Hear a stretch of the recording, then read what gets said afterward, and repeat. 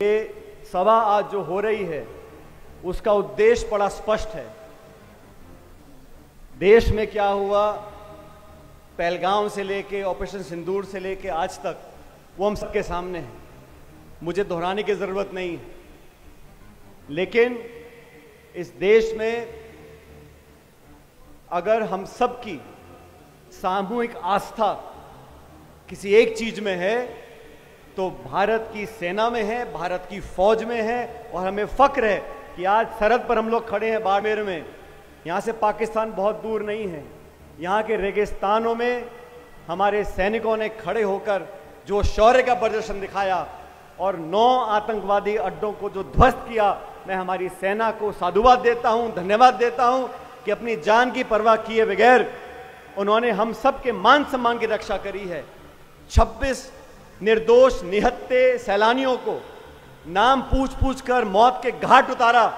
वो भारत की अस्मिता पर आक्रमण था, वो आतंकवादी घटना नहीं थी, वो भारत पर आक्रमण था। उसका मुंह तोड़ जवाब हमारी सेना ने दिया। मैं सेना को धन्यवाद देता हूं, हमारे फौजियों को धन्यवाद देता हूं और सेना के साथ साथ उन सैनिक के परिवारों को जिन्होंने अपने बच्चे बेटों को हमारी रक्षा के लिए सरहद पर भेजा है। मैं उन परिजनों का धन्यवाद देना चाहता हूं, पूरा देश धन्यवाद देना चाहता है। और ये सभा, जय हिंद सभा, हमारी पार्टी पूरे देश में कर रही है ताकि सेना को सलाम कर सकें, उनके पराक्रम और शौर्य को मान सम्मान दे सकें। इतिहास गवाह है, जब जब देश को ललकारा गया है हमारी सेना ने दुश्मन के दांत खट्टे किए हैं। दोस्तों, मुझे कहने में कोई संकोच नहीं है, इस देश में अलग अलग पार्टियां हैं। आज सरकार बीजेपी की, हम विपक्ष में हैं। एक समय था जब देश की संसद पर आतंकवादियों ने हमला किया था, वो भी पाकिस्तान ने करवाया था। वाजपेयी जी प्रधानमंत्री थे, सोनिया गांधी जी नेता प्रतिपक्ष थी। उन्होंने सदन के पटल पे खड़े होकर बोला था कि वाजपेयी जी, हम आपके विरोधी हैं, हम विपक्ष में हैं, लेकिन आज लोकतंत्र के मंदिर पर हमला हुआ है, देश को जवाब देना पड़ेगा, हम आपके साथ खड़े हैं। ये राजनीति कांग्रेस पार्टी ने पहले भी दिखाई थी। उसी परंपरा का निर्वहन करते हुए 22 अप्रैल को राहुल गांधी जी और खड़गे जी ने कहा, पहलगाम में पाकिस्तान ने दोबारा दुस्साहस किया है। इनको मजा चखाने के लिए पूरे 140 करोड़ की आबादी वाला मुल्क, संपूर्ण विपक्ष, हर एक दल सरकार के साथ खड़ा है। हमने नहीं पूछा कि एलओसी से 400 किलोमीटर दूर पहलगाम में वो आतंकवादी घुसे कैसे। हमने नहीं पूछा कि चूक कैसे हुई। आज देश पर घाव हुआ है, हमारी माताएं बहनें विधवा हुई हैं।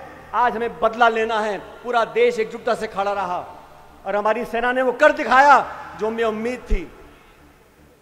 लेकिन अचानक अमेरिका के राष्ट्रपति घोषणा करते हैं कि मैंने युद्ध विराम करा दिया। किन शर्तों पर कराया? व्यापार का लालच दिखाकर, कश्मीर पर मध्यस्थता कर कर। उसका खंडन सरकार ने आज तक नहीं किया।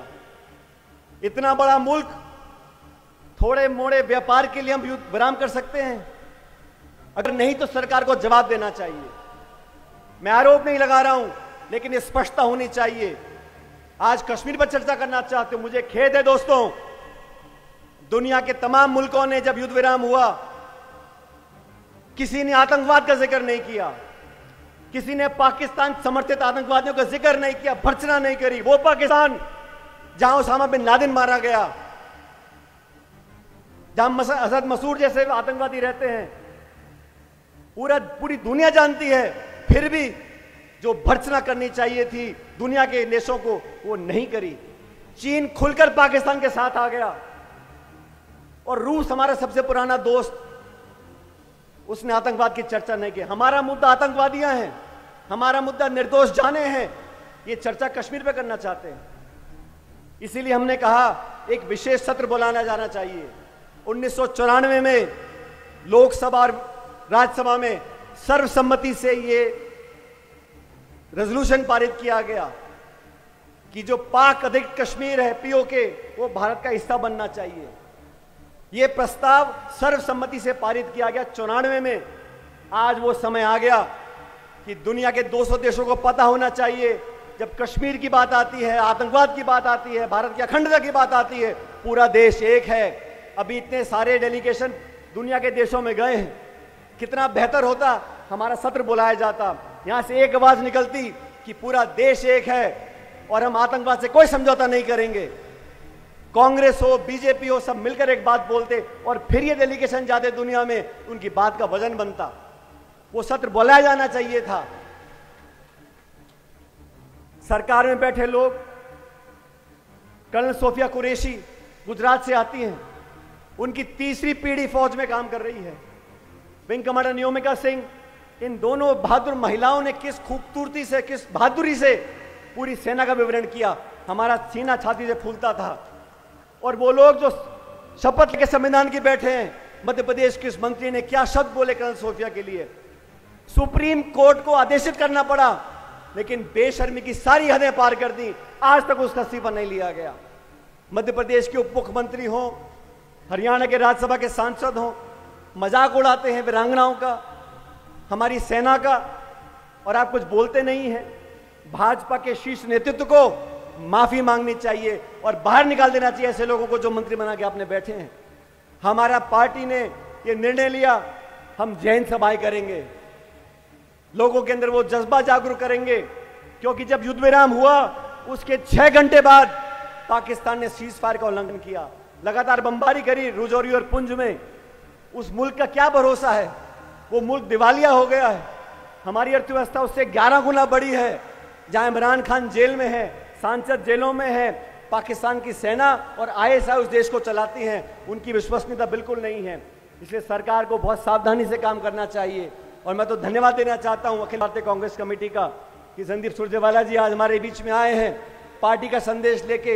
हम और आप बहुत बार मिलते रहते हैं और सरहद के लोगों ने निडर होकर हमेशा छाती सामने करी है, और मुझे फख्र है कि थार के लोग, बाड़मेर जैसलमेर के लोग हमारी सेना के पीछे चट्टान की तरह बने खड़े हैं, और ये हमारे देश की ताकत है।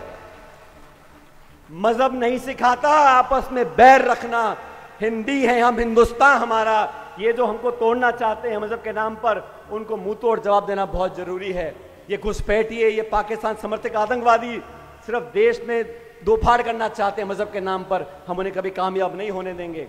मैं धन्यवाद देना चाहता हूं जिला कांग्रेस कमेटी को, प्रदेश कांग्रेस कमेटी को, हेमाराम जी को, हरीश जी को, मिताराम जी को, सबको मिलकर यहां आमंत्रित किया।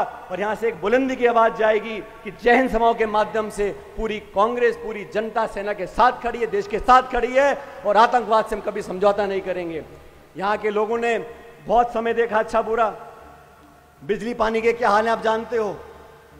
परसों से बिजली कटी हुई है, उनको पता था कांग्रेस के नेता आ रहे हैं तो बिजली गुल कर दो। यहां के लोगों से दुश्मनी क्यों निकाल रही है सरकार, मुझे मालूम नहीं है।